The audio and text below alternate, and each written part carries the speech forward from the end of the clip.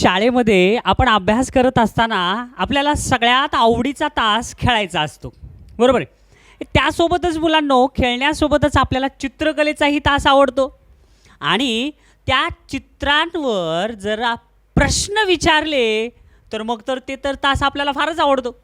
तर असाच आज आपल्याला तास पाहायचा आहे 5वी स्कॉलरशिपमधील बुद्धिमत्ता चाचणी या विषयातील वेन आकृती हा आज आपण शिकणार आहोत. स्वाध्याय 8.5 हे आज आपण पाहणार आहोत. पण या अगोदर तुम्ही सगळ्यांनी स्वाध्याय 8.5 हे स्वयंअध्ययन म्हणजे सेल्फ स्टडीनं पूर्ण केलेलं आहे. हां, जर तुम्ही स्वतः पूर्ण केला असेल तरच मग तुम्ही हा भाग पहा. तुम्ही भाग पाहत आहात याचा अर्थ तुम्ही सगळ्यांनी एकदा सोडवलेलं आहे. चला तर मग तुम्ही सोडवलेलं पुन्हा एकदा रिव्हिजन करूया. उघडा आपापलं पुस्तक, नवनीत कंपनीचं पुस्तक काढा, त्यामधील स्वाध्याय 8.5 काढा. प्रश्न पुस्तकात पहा, म्हणजे तेवढाच वेळ तुमची दृष्टी ही स्क्रीनपासून दूर राहील. बघा, प्रश्न 1 ते 3 साठी सूचना. सोबतच्या वेन आकृतीत षटकोन, वर्तुळ व चौकोन या आकृत्या अनुक्रमे लोहार, गवंडी व कारकून यांची संख्या दर्शवतात. तर पुढील प्रश्नांची उत्तरे लिहा. आता तिथं जे दिलेलं आहे ना ते रफ काम लगेच करायचं मुलांनो, लगेच लिहा.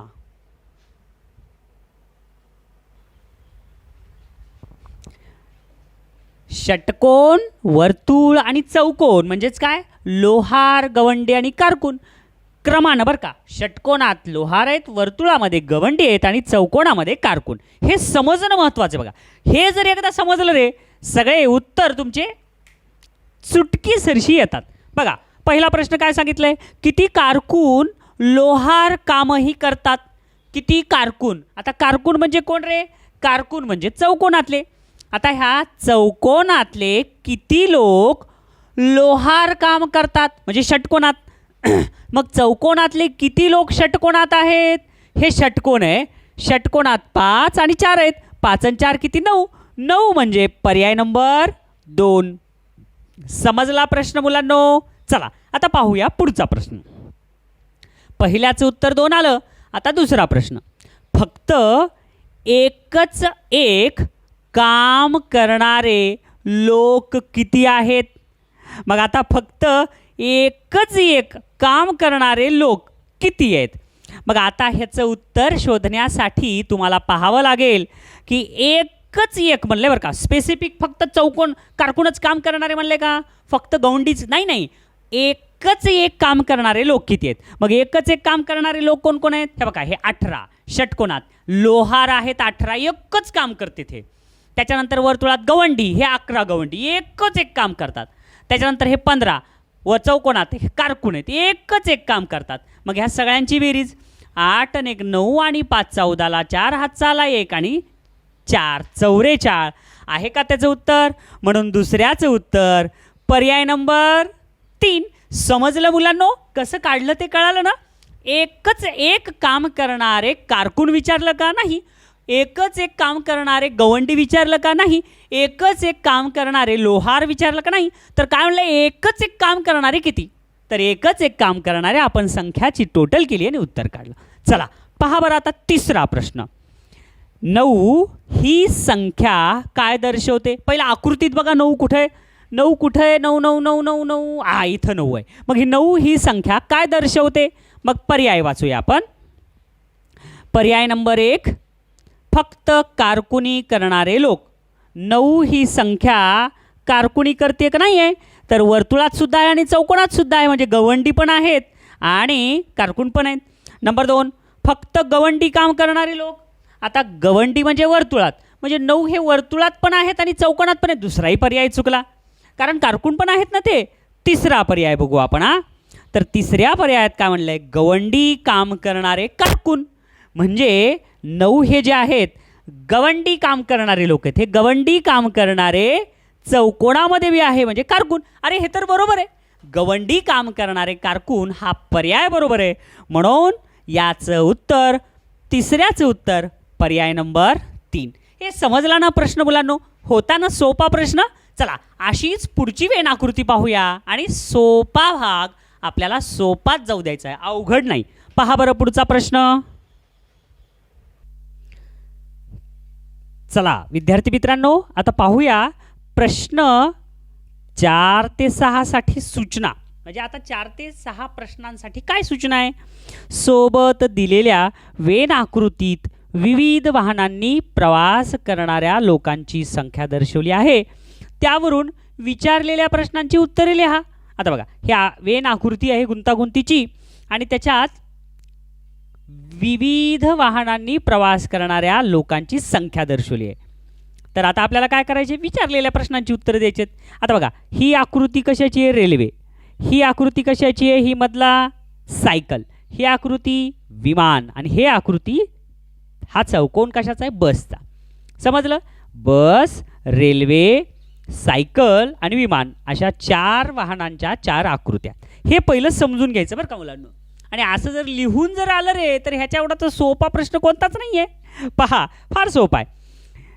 4थ्या नंबरचा प्रश्न काय म्हणतोय, बस व सायकलने प्रवास करणारे किती लोक विमानानेही प्रवास करतात. म्हणजे आपल्याला बसनं आणि सायकलनं या तिन्हीनं प्रवास करणारे लोक म्हणजे सामायिक संख्या आपल्याला काढायची आहे. हे समजला प्रश्न. बस व सायकलने प्रवास करणारे म्हणजे बसनं पण जातेत आणि सायकलनं पण जातेत. ठीक आहे. हे बघा, बसनं पण चाललेत आणि सायकलनं पण चाललेत. ठीक आहे. ही बसची आकृती, ही सायकलची आकृती, ही बसनंही चालले सायकलनं चाललेत. असे प्रवास करणारे किती लोक विमानानेही प्रवास करतात.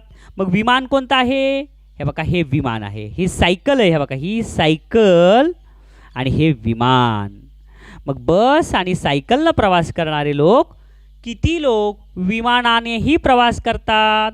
मग अशी कोणती संख्या आहे की जी 1, 2 आणि 3 या तिघामध्ये सामायिक आहे. 50. 50 तर फक्त त्याच्यातच आहे. 10 हे बसमध्ये आणि विमानामध्ये आहे. त्याच्यानंतर 20 तर फक्त वरच्याच येईल चौकटीत. 75 तर फक्त सायकलमध्येच यायले, सायकल आणि विमानात यायले. मग तिन्हीमध्ये येणारी संख्या म्हणजे 35. तुम्ही नीट पहा तर 35 एकमेव ही संख्या अशी आहे की ती बसमध्ये सुद्धा आहे, या बसच्या चौकोनात, विमानाच्या आयतामध्ये आहे आणि सायकलच्या सुद्धा आयतामध्ये आहे. म्हणून 4थ्याचे उत्तर पर्याय नंबर 3, 35. समजलं मुलांनो. फार सोपं आहे बरं का. चला आता दुसरा प्रश्न पुढचा, म्हणजेच 5व्या नंबरचा प्रश्न. फक्त सायकलने प्रवास करणारे लोक किती आहेत. मग आता सायकलनं प्रवास करणारे लोक किती आहेत आपल्याला विचारले. मग बघा बरं, आता नुसतं सायकलनं, मग आता नुसतं सायकलनं प्रवास करणारे लोक जर तुम्ही विचारात घेतलात तर तुम्हाला आकृती पाहिलं की चटकन लक्षात येईल. नुसतं सायकल म्हणजेच नुसत्या हा जो सायकलचा जो चौकोन आयत आहे, असा असा असा आणि असा, या सायकलच्याच आयतामध्ये कोणती संख्या आहे तर फक्त आणि फक्त 25 हा अंक सायकलच्या आयतामध्ये आहे. 5 हा रेल्वेमध्ये सुद्धा आहे, हे 20 बसमध्ये सुद्धा आहे, 35 इकडे विमानात सुद्धा येते, 75 विमानात येते, पण 25 फक्त आणि फक्त सायकलमध्येच. म्हणून याचं उत्तर पर्याय नंबर 2. 5व्याचं उत्तर किती रे मुलांनो. 5व्याचं उत्तर पर्याय नंबर 2, 25. हे समजला, हा पण प्रश्न समजला ना. चला आता पुढचा प्रश्न पाहूया. काय म्हणले 6वा प्रश्न. आता फक्त बस व विमान, म्हणजे आता ही बस आहे आणि विमान आहे. बस व विमान या दोनच वाहनांनी प्रवास करणारे लोक आणि फक्त रेल्वे व विमान, हे बघा, हे रेल्वे व विमान या वाहनांनी प्रवास करणारे लोक यांच्या संख्येत किती फरक आहे. मग आता आपल्याला काय काढावं लागेल माहिती आहे का. पहिल्यांदा बस आणि विमान याच्यानं प्रवास करणारे किती आहेत ते काढावं लागेल आणि त्याच्यानंतर रेल्वे आणि विमान याच्याने प्रवास करणारे किती आहेत ते काढायचे आणि त्याच्यातून वजाबाकी करायची. चला तर मग पहा आकृती. मग बस आणि विमान, फक्त बस आणि विमान यानेच प्रवास करणारे किती जण आहेत. हे बघा, बसचा चौकोन हा आहे आणि विमानाचा आयत हा आहे. मग 10 आणि 35, 35 येईल का रे? नाही येणार, कारण 35 हा संख्येचा जो भाग आहे तो सायकलचा पण आहे. मग आपल्याला ते नाही घ्यायचं, फक्त बस आणि विमानाचंच घ्यायचं आहे. बस आणि विमानानंच फिरणारे किती जण आहेत? तर ओनली 10. एवढं समजलं मुलांना कसं शोधायचं ते? नाहीतर तुम्ही म्हणताल हे 35 आणि 10 45. नाही नाही नाही नाही, तसं नाही. बस आणि विमानाने फिरणारे फक्त म्हणलंय तिथं. प्रश्नामध्ये काय म्हणलं होतं? फक्त शब्द होता फक्त, म्हणून इथं येईल 10. त्याच्यानंतर पुढं रेल्वे आणि विमान याच्याने फिरणारे फक्त शोधायचे. मग रेल्वेचा आयत हा, चौकोन हा, आणि विमानाचा हा. मग विमान आणि रेल्वेनं फिरणारे फक्त कोण आहेत? बघा इथं 30 आहेत. मग हे 30 आणि हे 10, 30 मधून 10 गेले, उरले किती? 20. म्हणून 6व्याचं उत्तर पर्याय नंबर 3, 20. समजला हा पण प्रश्न? चला पाहूया आता पुढचा प्रश्न. बघूया प्रश्न 7 ते 9 साठीची आता ही वेन आकृती. आता आपल्याला आकृती दिली आहे आणि त्याच्या बाजूला नावं सुद्धा दिलेत, म्हणजे हे समजून घ्यायचं बरं का. हे वर्तुळ आहे कबड्डीचं, त्याच्यानंतर हा चौकोन आहे खो खोचा, हा त्रिकोण आहे फुटबॉलचा, आणि हा चौरस आहे क्रिकेटचा. हे समजलं? चला आता प्रश्न पहा. वरीलपैकी कोणता खेळ सर्वात जास्त खेळला जातो? आता हा प्रश्न फार महत्त्वाचा आहे बरं का रे. मग आता सगळ्यात जास्त खेळ कोणता खेळला जातो आता हे बघायचं आहे. मग आता त्याच्यासाठी काय करावं लागेल? सगळ्यांची बेरीज करावं लागेल रे. आता बघा कबड्डीमध्ये किती जण आहेत? 80, आणि हे 2, आणि हे किती आहे? 9. 80 आणि 2 82, आणि 82 आणि 9 91. मग आता हे कबड्डीचे झाले 91. हे बघा कबड्डीसाठी 91. त्याच्यानंतर क्रिकेटचे किती झाले? हे बघा हे 60. आता हे एवढा चौकोन क्रिकेटचा आहे, मग क्रिकेटचं सगळंच घ्यावं लागेल. 60 आणि 2 62, आणि 7 69. 69 आणि 10 79, आणि 2 81, 80 आणि 81, आणि 5 86. क्रिकेटचे किती झाले रे? 86. आता बघा हे क्रिकेटचे झाले 86. त्याच्यानंतर पुढं त्रिकोणात कोण आहे? फुटबॉलमध्ये किती होतील? आता फुटबॉलची जर सगळी बेरीज केली तर ती बेरीज किती आली? 9. आता त्रिकोणामधले घ्यायचे बरं का. 9 आणि 1 10. हे बघा 10 आणि 10 20, 25 26 27, 27 आणि हे 10 किती झाले? 27 आणि 10 37, आणि परत हे 10 47, आणि पुन्हा 40 57 67 77 आणि 97, आणि पुन्हा आणखीन हे 2 ॲड करायचे राहिले 98 99. म्हणजे हे टोटल किती झाले रे सगळे मिळून? 99. फुटबॉलचे झाले 99.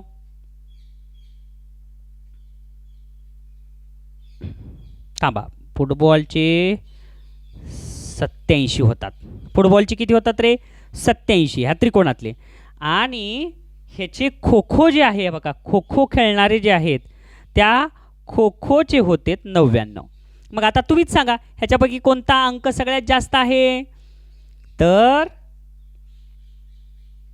एकदम बरोबर आहे, खो खो 99. म्हणून 7व्याचं उत्तर पर्याय नंबर 2. हे समजलं? फक्त नीट व्यवस्थित काळजीपूर्वक बेरीज करायची.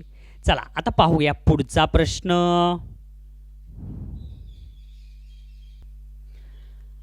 8वा प्रश्न. 12 ही संख्या काय दर्शवते? मग आता हे बघा ही 12 संख्या, ही 12 संख्या काय दर्शवती? हे बघा वर्तुळाच्या बाहेर 12 आहे, म्हणजे कबड्डी सोडलं तर सगळेच खेळ दर्शवायली 12. म्हणून ह्याचं उत्तर काय येईल 8व्याचं? खो खो फुटबॉल हे 2च खेळ चुकलं. क्रिकेट फुटबॉल हे 2च खेळ चुकलं.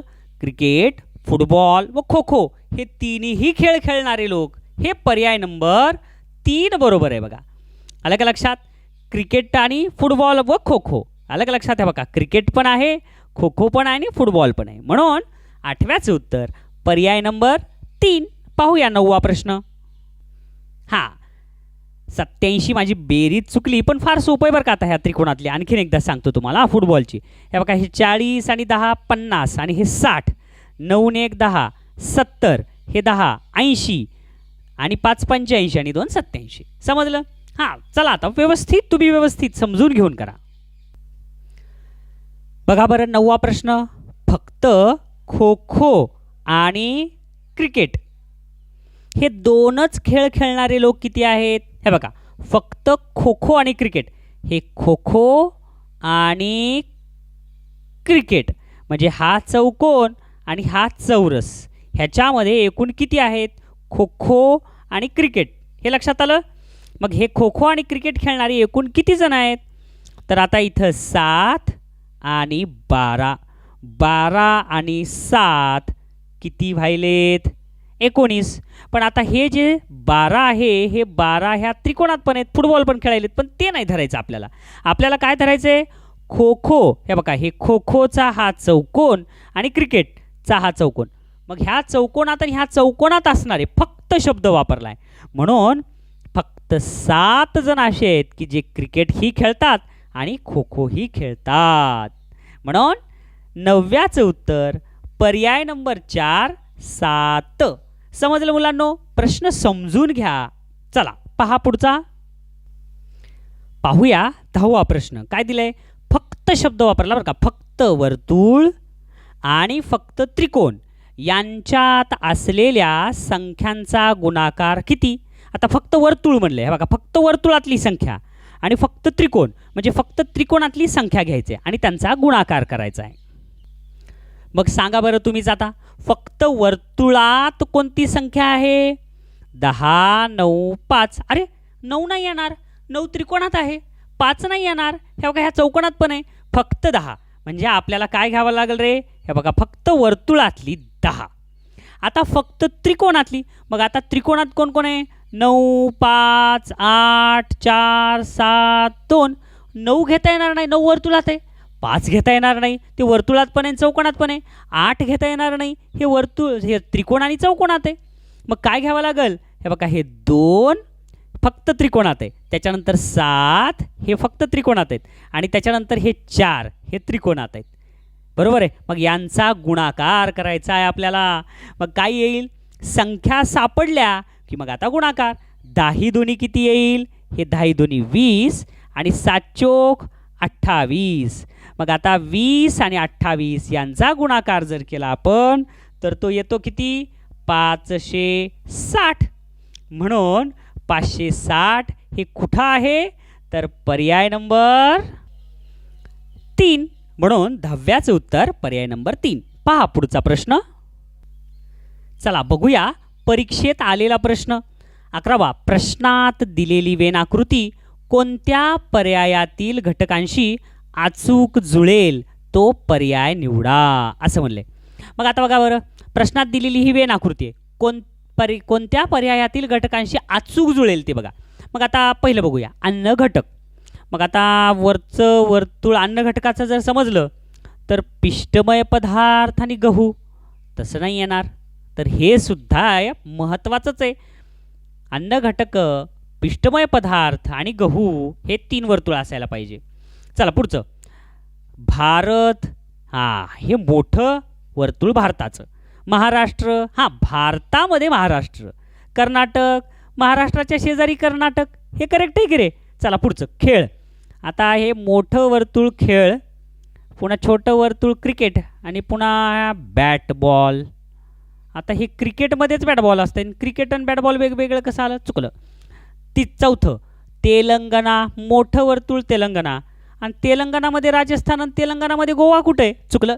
म्हणजे ह्याच्यात जास्त योग्य असणारा पर्याय पर्याय नंबर 2 हे करेक्ट आहे. भारत आहे, त्याच्यात महाराष्ट्र आणि कर्नाटक आहे. किती सोपं आहे रे हे. चला पाहूया पुढचा प्रश्न. अरे हा प्रश्न तर परीक्षेत आलेला आहे 2017च्या. पहा बरं, पुढील आकृती काळजीपूर्वक पहा व प्रश्नाचे उत्तर पर्यायामधून निवडा. प्रश्न काय? वर्तुळ, हे बघा हे वर्तुळ आहे. त्रिकोण, हे त्रिकोण आहे. त्याच्यानंतर चौकोन, हे बघा हे चौकोन. या तिन्हीमध्ये असणारा अंक कोणता? आकृती बघितल्या बघितल्याच कळाला की रे. बघा आता 1 अंक फक्त वर्तुळात आहे, 3 अंक ह्या चौकोनात आहे, 7 अंक त्रिकोणात आहे, 6 अंक त्रिकोण आणि वर्तुळात आहे. पण 4 हा अंक वर्तुळात पण आहे, चौकोनात पण आहे आणि त्रिकोणात पण आहे. म्हणून याचं उत्तर 4 हा अंक. आणि पर्याय नंबर 3. 12व्याचं उत्तर पर्याय नंबर 3. पाहूया पुढचा प्रश्न. बघा बरं 13वा प्रश्न. म्हणजे प्रश्न 13 ते 15 साठी ही वेण आकृती आहे. काय दिले 13वा प्रश्न? एकूण किती सैनिक. आता सैनिक कोणतं रे? बघा हे सैनिक आहे आणि सैनिकाचं हे वर्तुळ आहे. म्हणजे एकूण किती सैनिक, म्हणजे ह्या वर्तुळातले सैनिक. एकूण किती सैनिक? कारागीर सुद्धा आहेत. हे कारागीरचं हे वर्तुळ, हे बघा हे वर्तुळ कारागीरचं. म्हणजे एकूण किती सैनिक, हे कारागीर पण आहेत. अरे म्हणजे दोन्ही वर्तुळात असलेले अंक अल्फाबेट्स कोणते आहेत? आता डी, एफ आणि जी हे ह्याही वर्तुळात आहे आणि त्याही वर्तुळात आहे. म्हणून डी एफ जी एवढे सैनिक हे कारागीर आहेत. म्हणून याचं उत्तर एफ नाही येणार, डी नाही येणार, डी जे येणार, डी एफ जी करेक्ट आहे. 13व्याचं उत्तर पर्याय नंबर 4. किती सोपा प्रश्न आहे. पहा पुढचा. बघा 14वा प्रश्न. किती कलाकार सैनिक आहेत परंतु कारागीर नाहीत. आता किती कलाकार, हे बघा हे कलाकार एवढे जण आहेत. जी, जे, एच, आय, अलग लक्षात, हे कलाकार आहेत एवढ्या. किती कलाकार सैनिक आहेत? हे बघा हे सैनिक एवढं. म्हणजे जी, एच हे सैनिक आणि कलाकार ह्यांच्यामध्ये कॉमन आहेत, परंतु कारागीर नाहीत. मग ह्या कारागीर वर्तुळातलं जी कट करायचं, म्हणजे फक्त एच. एच कलाकार हे सैनिक सुद्धा आहेत. म्हणून याचं उत्तर 14व्याचं उत्तर पर्याय नंबर 2. पहा 15वा प्रश्न. सैनिक असलेले किती कारागीर. म्हणजे आता हे सैनिक असलेले एवढे जण सैनिक आहेत. सैनिक असलेले किती कारागीर, म्हणजे बघा हे वर्तुळ. सैनिक असलेले किती कारागीर वैमानिक सुद्धा आहेत. बघा हे वैमानिक सुद्धा आहेत. म्हणजेच आपल्याला नेमकं काय शोधायचं आहे? सैनिक, कारागीर आणि वैमानिक हे तिन्ही असलेले कोण आहेत हे शोधायचं आहे. फार सोपं आहे. मग सांगा बरं तुम्हीच, जे सैनिक पण आहेत, वैमानिक पण आहेत आणि कारागीर पण आहेत. हे बघा हे सैनिकाचं वर्तुळ, हे कारागिराचं वर्तुळ आणि वैमानिकाचं वर्तुळ. मग आता जर ई घेतलं तर ई वैमानिक पण आहे आणि कारागीर पण आहे, पण सैनिक नाही आहे. म्हणून कोणतं घ्यावं लागेल आपल्याला? डी. हे डी एकमेव असं आहे जे सैनिकच्या वर्तुळात आहे, वैमानिकच्या वर्तुळात आहे आणि कारागीरच्या सुद्धा वर्तुळात आहे. म्हणून याचं उत्तर डी आणि पर्याय नंबर 15चं उत्तर पर्याय नंबर 2. चला पाहूया पुढचा. बघा प्रश्न 16 ते 18 साठी ही वेण आकृती. 16वा प्रश्न. पालक असलेले किती कर्मचारी शिक्षक आणि विद्यार्थी सुद्धा आहेत. हे म्हणजे आपल्याला काय करायचं आहे? बघा हे शिक्षकाचा बॉक्स, हे विद्यार्थ्याचा बॉक्स, हे कर्मचाऱ्याचं वर्तुळ आणि पालकांचं त्रिकोण. तर नेमकं आपल्याला काय शोधायचे? पालक, कर्मचारी, शिक्षक आणि विद्यार्थी सुद्धा असलेला कोणता बॉक्स आहे? कोण आहे असं? किती जण आहेत? तर पहा अशी कोणती संख्या आहे की जे सगळ्यामध्ये येते? 6 संख्या येईल का सगळ्यात? नाही. ही 6 ह्या विद्यार्थ्यात येईल आहे, शिक्षकात येईल आहे आणि कर्मचाऱ्यात येईल आहे. पण पालकामध्ये 6 नाही. मग कोणतं येईल रे? 4. 4 जर घेतलं तर हे 4 त्रिकोणात यायले, वर्तुळात यायले, ह्या वरच्या शिक्षकाच्या ह्याच्यात यायले, पण ह्या विद्यार्थ्याच्या चौकोनात येत नाही. म्हणून एकमेव संख्या ही 2. 2 ही संख्या शिक्षकाची आहे, विद्यार्थ्यांची आहे, पालकांची आहे आणि कर्मचाऱ्यांची आहे. म्हणून याचं उत्तर 2. पर्याय नंबर सुद्धा 2. चला पाहूया 17वा प्रश्न. सर्वाधिक संख्या असलेले लोक कोण आहेत? सर्वाधिक संख्या असलेले लोक कोण आहेत? मग आता हे पहा. मग आता सगळ्या त्या आकृत्यामधल्या संख्यांची बेरीज करावी लागेल. आता समजा शिक्षक घेतलं तर आता ह्या शिक्षकाचा हा चौकोन आहे. मग या चौकोनात किती संख्या आहेत? 85, 29, 4, 2, 6 आणि 3 बरोबर यांची बेरीज करावी लागेल. तसंच विद्यार्थ्याच्या बरोबर विद्यार्थ्याचा हा चौकोन आहे. या चौकोनात जेवढे जण आहेत तेवढ्याची बेरीज करावी लागेल. मग सगळ्यांची बेरीज काढल्यावर तुम्हाला लक्षात येईल की कर्मचारी 123 आहेत, पालक 57 आहेत, विद्यार्थी 100 आणि शिक्षक 129. म्हणून सगळ्यात जास्त संख्या शिक्षकांची 129. म्हणून याचं उत्तर पर्याय नंबर 1 शिक्षक. पहा पुढचा प्रश्न बघा, 18वा प्रश्न. किती लोक फक्त कर्मचारी आहेत? मग आता किती लोक फक्त कर्मचारी आहेत हे शोधा बरं आकृतीत. मग आता काय शोधायचं आकृतीत? फक्त कर्मचारी. आता कर्मचाऱ्याचं काय रे? बघा हे वर्तुळ कर्मचाऱ्याचं आहे. मग आता ह्याच्यात बघा फक्त वर्तुळात असणारे कोणते अंक आहेत? 29 नाही, हे शिक्षकात आहे. 6 2 4 हे तर सगळे शिक्षकात आहेत. 10 त्रिकोणात पण आहे. 12 ह्याच्यात आहे विद्यार्थ्यामध्ये. 9 हे फक्त वर्तुळात आहे बघा. आणि 33 हे फक्त वर्तुळात आहे. म्हणजे फक्त कर्मचारी 33 आणि 9. मग आता 33 आणि 9 किती? 42. म्हणून 42 म्हणजे पर्याय नंबर 2. 18व्याचं उत्तर पर्याय नंबर 2. पाहूया पुढचा प्रश्न. पाहूया 19वा प्रश्न. काय दिलंय? पुढील आकृतीत वर्तुळात क्रीडांगण स्वच्छ करणारे विद्यार्थी, वर्तुळात बरं काय, ह्या वर्तुळात काय आहेत? क्रीडांगण स्वच्छ करणारे विद्यार्थी, त्रिकोणात बाग स्वच्छ करणारे विद्यार्थी व चौरसात वर्गखोल्या स्वच्छ करणारे विद्यार्थी दर्शवलेले आहेत. आकृतीचे निरीक्षण करून विचारलेल्या प्रश्नाचे उत्तर पर्यायातून शोधा. अरे हे तर परीक्षेत आलेले.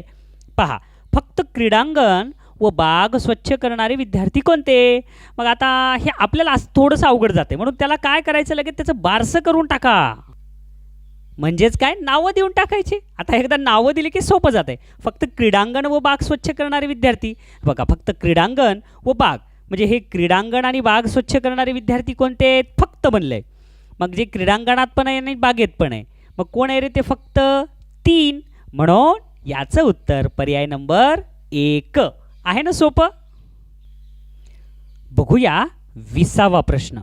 बघा हे प्रश्न जेवढा मोठा असतो ना तेवढा सोपा असते बरं का. बघा तिन्ही आकृत्यांना सामायिक असलेला अंक. आता तिन्ही आकृत्यांना सामायिक असलेला अंक वर्तुळात पण आहे, त्रिकोणात पण आहे आणि चौकोनात पण आहे. बघितल्या कळालं? 6. एकदम बरोबर आहे. 6 हा अंक सगळीकडेच आहे. मग आता तिन्ही आकृत्यांना सामायिक असलेला अंक म्हणजे 6 व वर्तुळ व आणि त्रिकोण या दोनच आकृत्यांना सामायिक असलेला अंक वर्तुळ आणि त्रिकोण. बघा हे वर्तुळ आणि हे त्रिकोण, वर्तुळात पण आहे आणि त्रिकोणात पण आहे.